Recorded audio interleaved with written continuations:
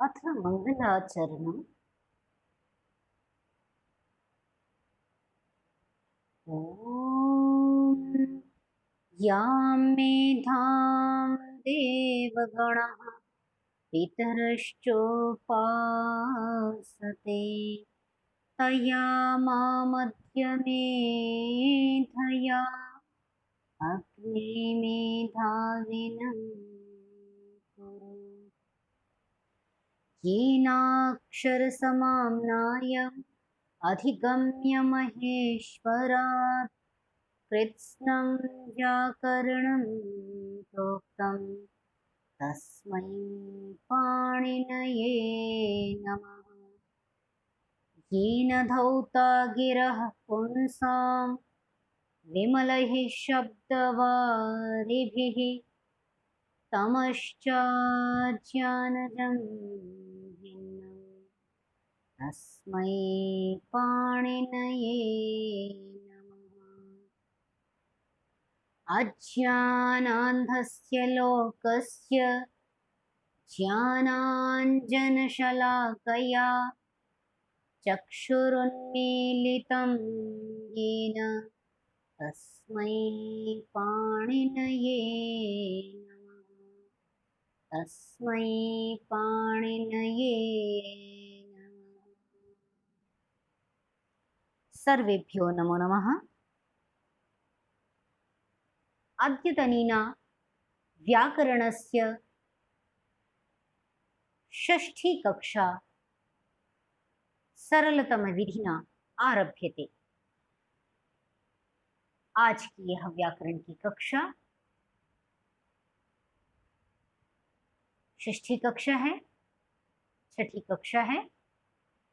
आज हम देखेंगे सूत्रार्थ, how to get meaning of the sutras. किस प्रकार सूत्र के अर्थ को संपादित किया जाए, किस प्रकार सूत्र सिद्धि की जाए, इसके लिए हमें कुछ आवश्यक बातों का, आवश्यक निर्देशों का ध्यान रखना है।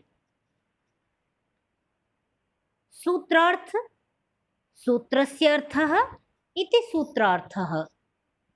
सूत्र का अर्थ वह सूत्रार्थ कहलाएगा। षष्ठी तत्पुरुष समास। सूत्रार्थ में पदच्छेद, विभक्ति, वचन, समास, अधिकार, अनुवृत्ति, अर्थ, उदाहरण और सिद्धि, इतने स्टेप्स से होकर के गुजरना होता है, इतने स्टेप्स को फॉलो करना होता है। सूत्रार्थ करते समय सबसे पहले सूत्र का पदच्छेद, पदच्छेद करना आना चाहिए। किस पद में कौन सी विभक्ति और वचन है, इसके बाद इस बात का ध्यान रखना है। सर्वप्रथम पदच्छेद, पदों को अलग अलग करने की विधा। पदच्छेदः, ये संधि हो गई है, तो पद अर्थात शब्द, पद, छेदः अलग अलग करना, पदों को अलग अलग तोड़ना। जैसे सूत्र है उपदेशे जनुनासिक इत, तो पूरा सूत्र एक साथ बोल दिया, परंतु जब सूत्रार्थ करने चलेंगे तो इस सबसे पहले पदों का अलग अलग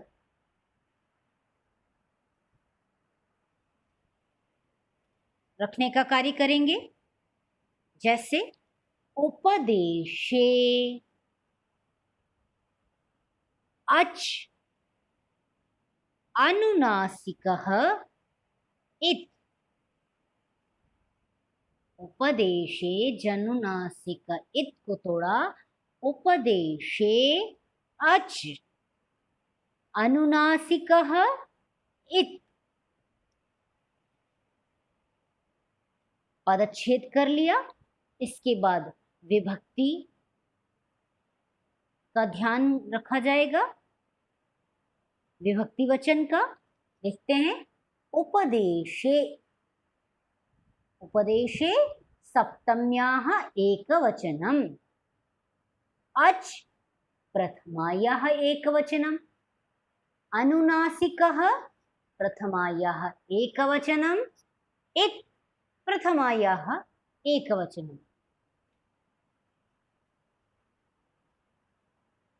इसके अनंतर समास। यदि कोई समास का पद है तो सूत्र में विभक्ति वचन के अनंतर समस्त पद को देखेंगे और उसका समास करने का प्रयास किया जाता है। कौन सा समास है? क्योंकि समास से भी अर्थ की सिद्धि होती है, अर्थ की प्राप्ति होती है। अनंतर अधिकार और अनुवृत्ति। प्रकृत सूत्र के अर्थ की सिद्धि करते समय, किसी भी सूत्र के अर्थ की सिद्धि करते समय कुछ पदों का ऊपर से अधिकार या अनुवृत्ति आ सकती है। इसका सूक्ष्म अंतर मैं पिछली कक्षा में भी स्पष्ट कर चुकी हूं। अधिकार क्या है? जहां पूरे पूरे सूत्रों का अनुसरण किया जाता है, जो बहुत दूर दूर तक जाते हैं, और पूरे पूरे सूत्र जहां पर एक साथ प्रवर्तित होते हैं, वो अधिकार होते हैं। अनुवृत्ति सूत्र के कुछ एक अवयव की, कुछ एक भाग की जहां पर अनुवृत्ति प्रवर्तित होती है और बहुत थोड़े स्थल तक जाती है, वो होती है अनुवृत्ति। इस प्रकार अधिकार और अनुवृत्ति सूत्र में ऊपर से किस किस की अनुवृत्ति आ रही है या किसका अधिकार आ रहा है, इस विषय पर कार्य किया जाता है। अनंतर अर्थ।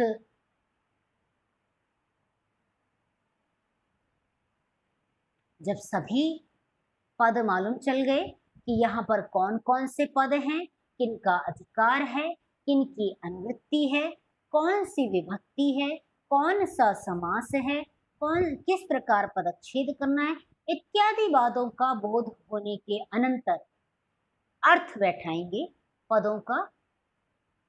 जैसे यहाँ पर उपदेशे अच अनुनासिक इत सूत्र लिया, तो यहाँ पर अधिकार और अनुवृत्ति नहीं आ रही है, तो सामान्यतः अर्थ कर लेंगे उपदेशे, उपदेश में। कौन सा उपदेश?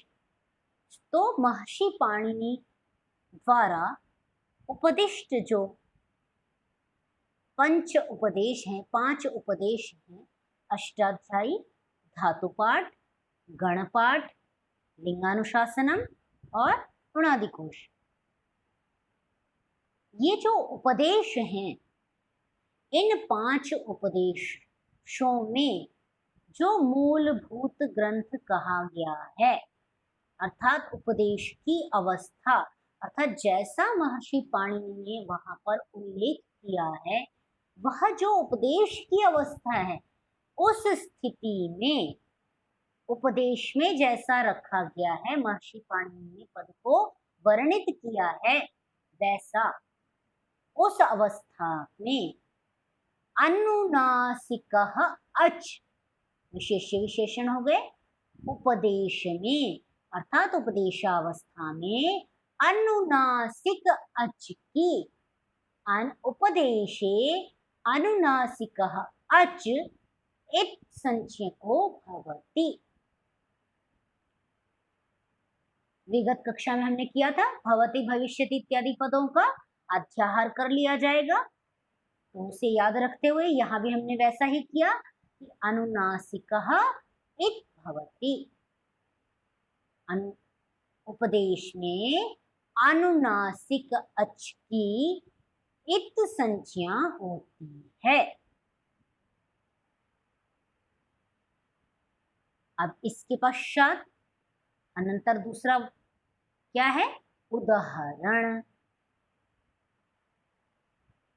सूत्र में जो पद दिए गए हैं या जो अर्थ हमने सिद्ध किया है उसके फिर उदाहरण रखे जाएंगे। वो उदाहरण उस सूत्र में, सूत्र के अर्थ में चरितार्थ हो रहे हैं पूरी तरह है कि नहीं, इसके लिए उन उदाहरणों की फिर सिद्धि की जाएगी।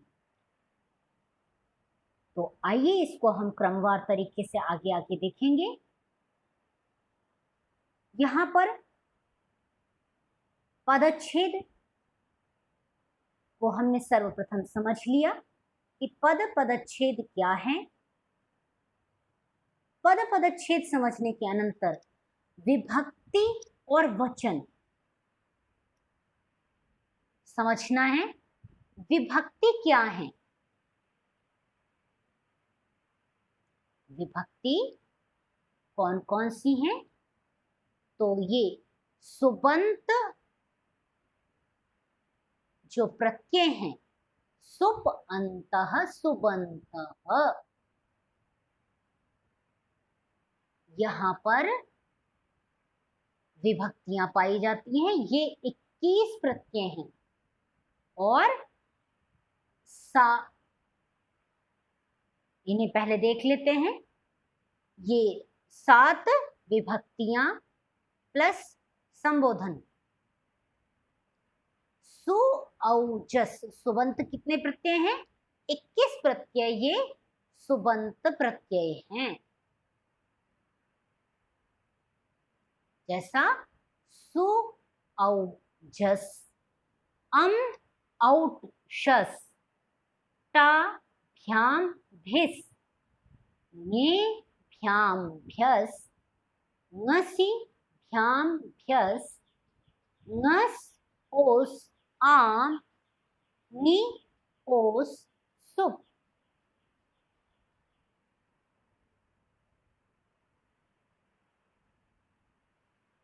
ये सुबंत हो गए,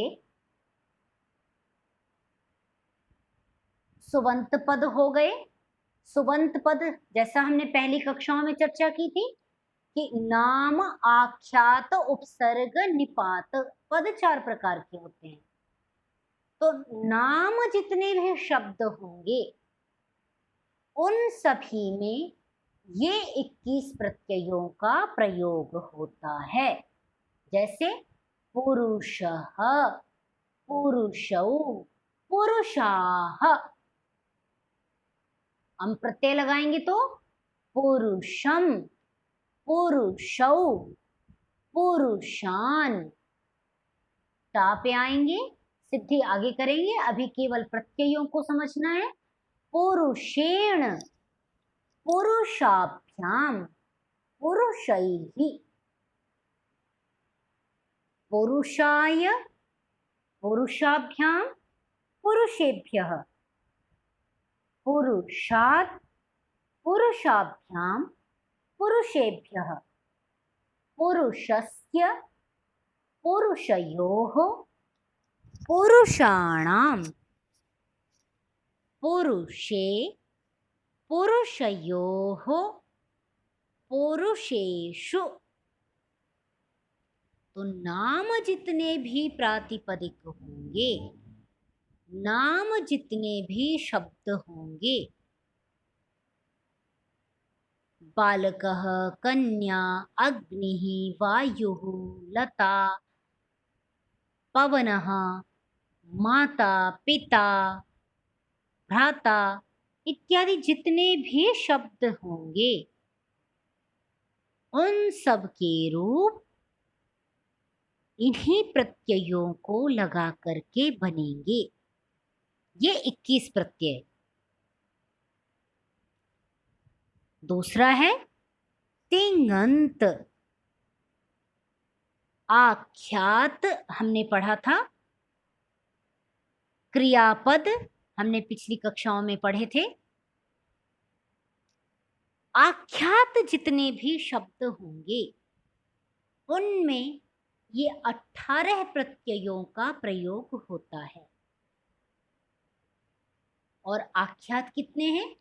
जितने धातु पाठ में उल्लिखित एक्शन वर्ड्स हैं वे सभी आख्यात हैं। पहली कक्षाओं में हम चर्चा कर ही चुके हैं। आइए देखते हैं। तो उन आख्यात पदों में ये 18 प्रत्ययों का प्रयोग होता है। टिप, तस, झी, सिप, थस, थ, मिप, वस, मस, त, आताम, छ, थास, आथाम, फम, इट, वही, महिंग।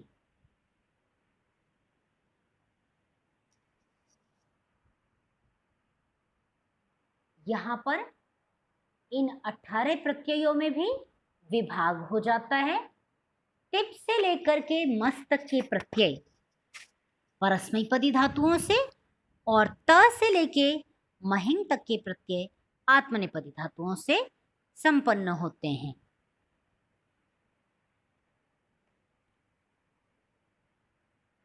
इस प्रकार तिंग अंत वाले, तिंग कैसे बन गया इस पे भी ध्यान दे देते हैं। या सुप कैसे बना इसे भी देख लीजिए।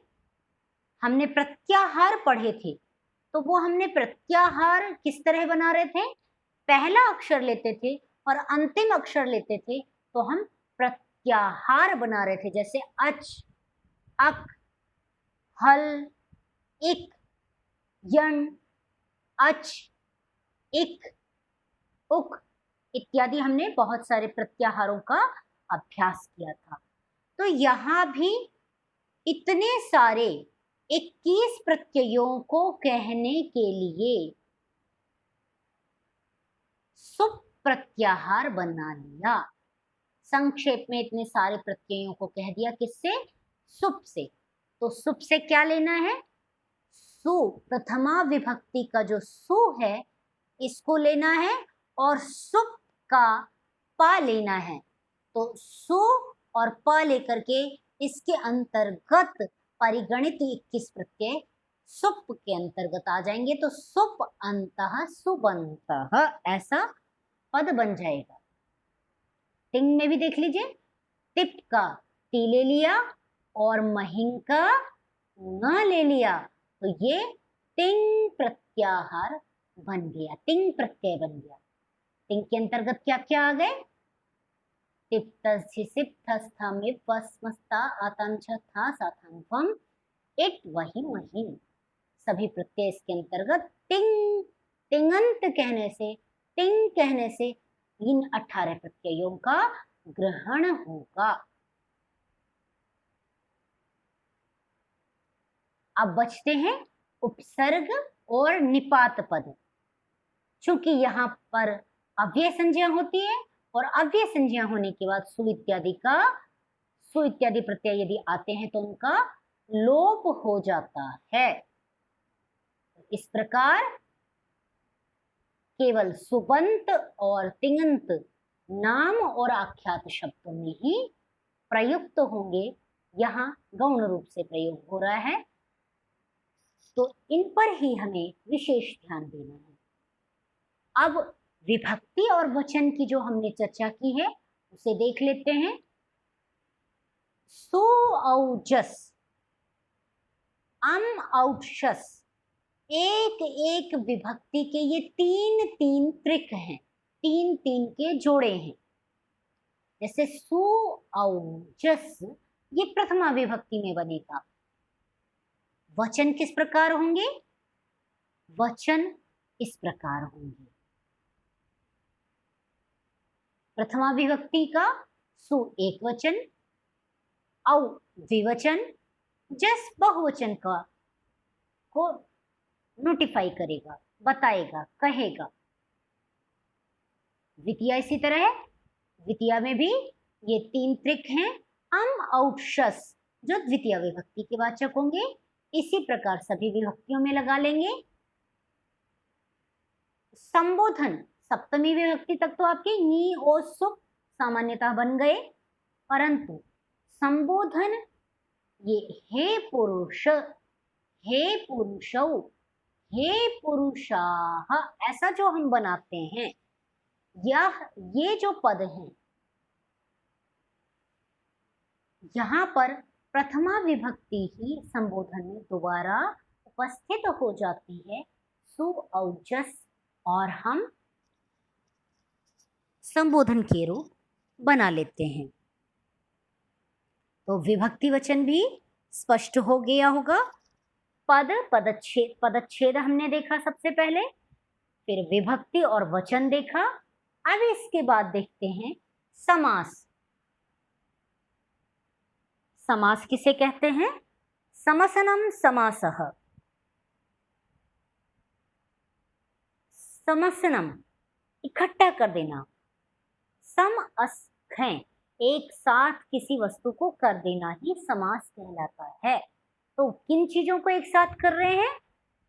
तो बताया अनेक पदानाम एक पदम, बहुत सारे पदों का एक पद बना देना। अनेक विभक्ति नाम च एक विभक्ति ही, अनेक विभक्तियों की एक विभक्ति प्रयोग कर लेना। भिन्न भिन्न विभक्तियां थी, भिन्न भिन्न पद थे, उन सबको एक साथ संकलित करके एक पद बना दिया, एक विभक्ति वहां पर रख दी, और अनेक स्वरों जहां पर अलग अलग पदों में लगे हुए थे, वहां पर समस्त एक पद का एक स्वर लगाया, उसे हम समस्त पद कहते हैं, समास कहते हैं।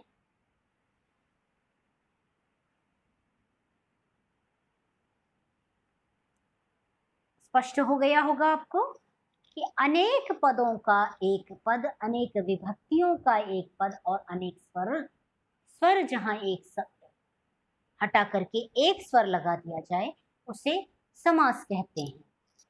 समास में मुख्यतः दो पद होते ही होते हैं, अर्थात कह सकते हैं कि कम से कम समास में दो पद होते हैं, अधिक भी हो सकते हैं। उन दो पदों में पहले वाले पद को पूर्व पद कहा जाता है और बाद वाले पद को उत्तर पद कहा जाता है।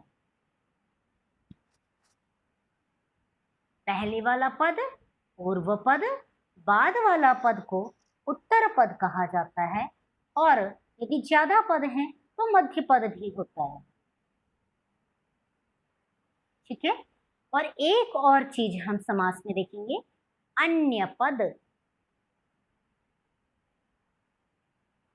उदाहरण से भी स्पष्ट हो जाएगा। समास के मुख्यतः चार भेद हैं। अव्ययी भाव, तत्पुरुष,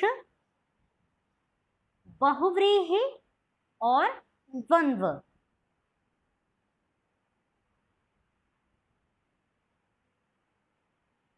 इनके भेद होते हैं जिनका आगे विस्तार से वर्णन किया जाएगा।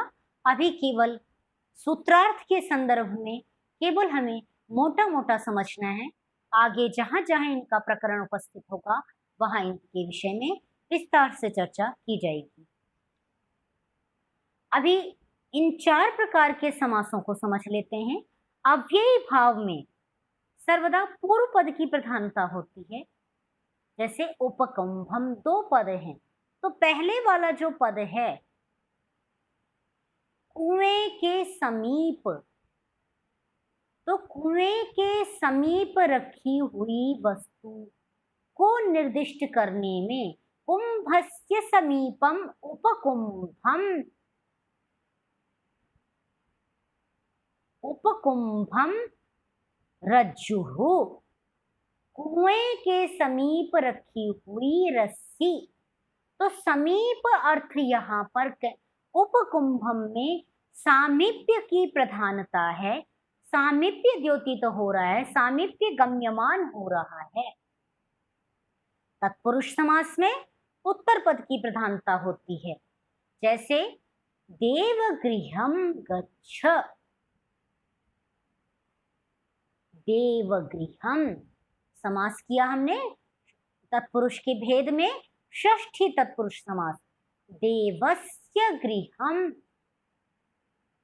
तो यहां पर देव के घर जाना प्रयोजन है। उत्तर पद की प्रधानता होगी कि घर जाना उसका उद्देश्य है। देवस्य गृहम इति देवगृहम।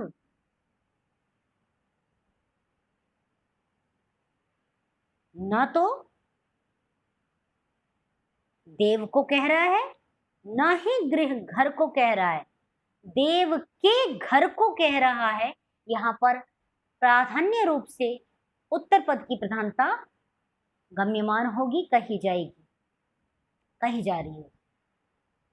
बहुव्रीहि समास में सर्वदा अन्य पद की प्रधानता होती है। जैसे पीतांबरः, पीतम अंबरम यस्य सः पीतांबरः, पीतः अंबरः। बहुव्रीहि समास कहां पर होता है? यस्य, यहां पर पद आ गया तो आपको स्पष्ट हो जाना चाहिए कि ये बहुव्रीहि समास है। बहुव्रीहि समास की विशेषता है कि जिस समास को करते समय जिसमें यह, येन, यत्, यस्य, यैहि, येभिः, यस्मिन् इत्यादि शब्द, यत् शब्द के रूपों का प्रयोग हो, उसे निश्चित रूप से बहुव्रीहि समास समझना चाहिए।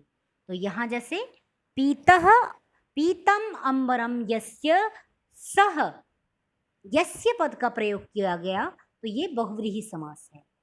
पीत है अंबर जिसका, ना तो यहाँ पीला वस्त्र, पीला कहा गया, और ना ही अंबर अर्थात वस्त्र, ना ही अंबर कहा गया, अपितु पीला वस्त्र है जिस व्यक्ति का, वह व्यक्ति अर्थात अन्य पद, न पीत पद लिया गया पूर्व पद, ना ही उत्तर पद अंबर लिया गया, अपितु पीतांबर इस पद का प्रयोग किया गया। तो यहां अन्य पद की प्रधानता हो गई। इसी प्रकार राम लक्ष्मणौ, रामश्च लक्ष्मणश्च इति राम लक्ष्मणौ।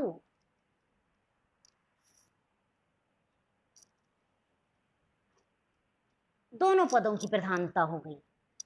राम, राम और लक्ष्मण वन को जाते हैं, या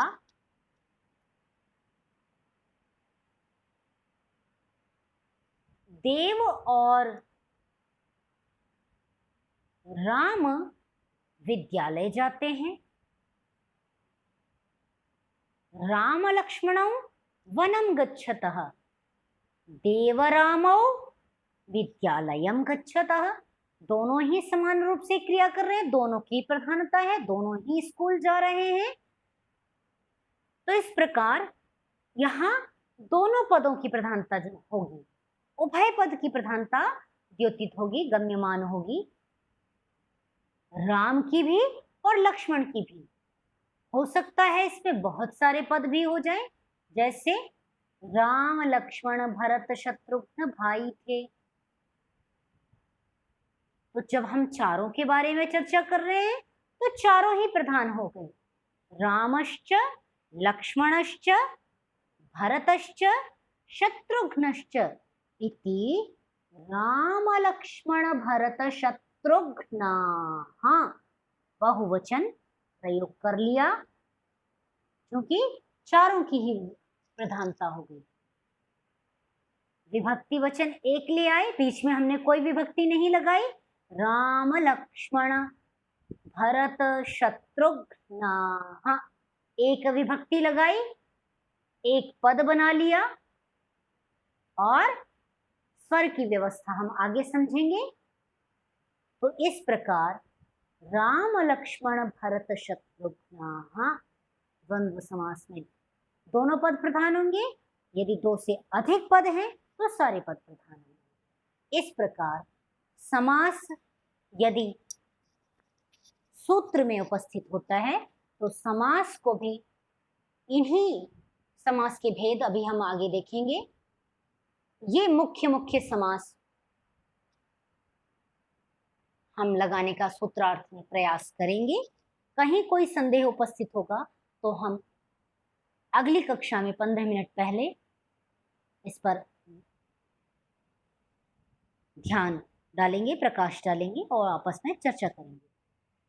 सूत्रार्थ करते समय एक बात और ध्यान में रखनी है,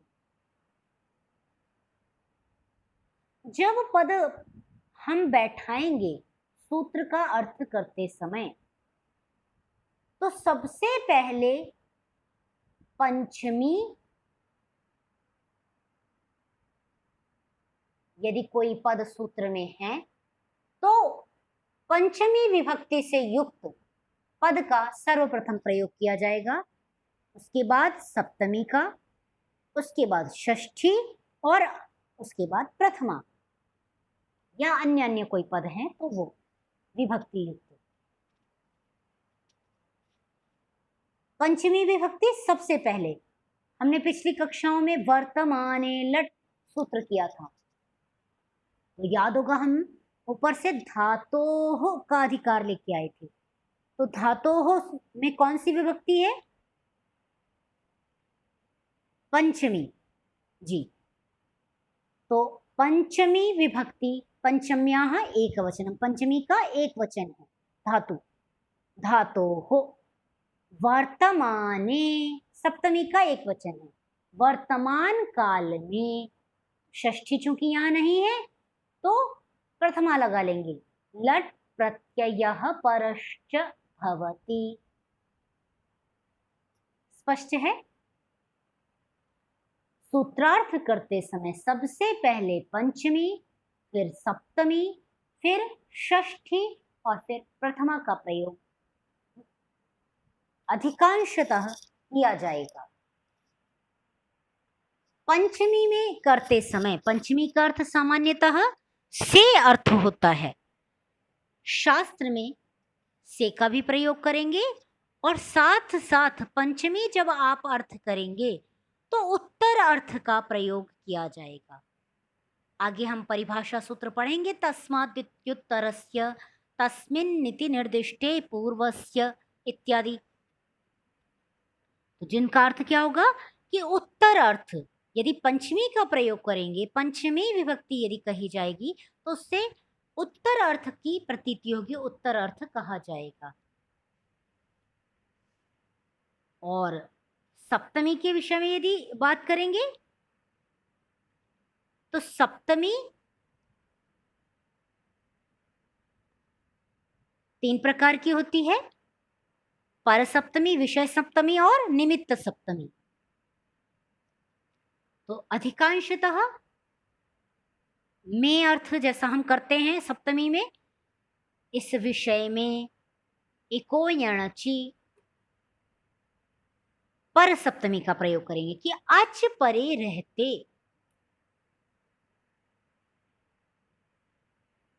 परे रहते अर्थ हम ज्यादातर करेंगे। कहीं कहीं विषय सप्तमी भी होगी, कहीं कहीं निमित्त सप्तमी भी हो सकती है, तो उसका यथास्थान आपको ध्यान दिला दिया जाएगा। इस प्रकार सूत्रार्थ का हम विशेष करते समय इस चीज का ध्यान रखेंगे। अब इसके बाद है गृह कार्य। गृह कार्य में हमने विगत कक्षा में 10 लकार पढ़े थे और 10 लकारों के हमने सूत्र के साथ एक चार्ट देखा था। वे जो सूत्र हैं उन सूत्रों का सर्वप्रथम हम अर्थ करने का प्रयास करेंगे। मैंने वहां पर आपको थोड़ा थोड़ा दृष्टिपात भी किया था, सूत्रार्थ का बताया भी था। अब आपको उन्हीं सूत्रों को पदच्छेद के साथ, पदच्छेद, विभक्ति, वचन समास और अर्थ, इन सभी का निर्देश पूर्वक उन 10 सूत्रों का उल्लेख करना है। वर्तमाने लट्, परोक्षे लिट्, अनद्यतने लुट्। जैसे यहाँ समास है अनद्यतने में, न अद्यतनम, अनद्यतनम, जो आज का नहीं है, हमने पिछली कक्षा में पढ़ा था ना। तो इसको आपको गृह कार्य के रूप में पूरा करना है। इन 10 सूत्रों का सूत्रार्थ लगाने का प्रयास करेंगे। यदि आप कहीं फंसते हैं, कहीं परेशानी होती है, तो कल की कक्षा में हम 15 मिनट पहले इस विषय पर चर्चा करेंगे। आज की कक्षा में इतना ही। शांति पाठ। ओम शांतिः शांतिः शांतिः।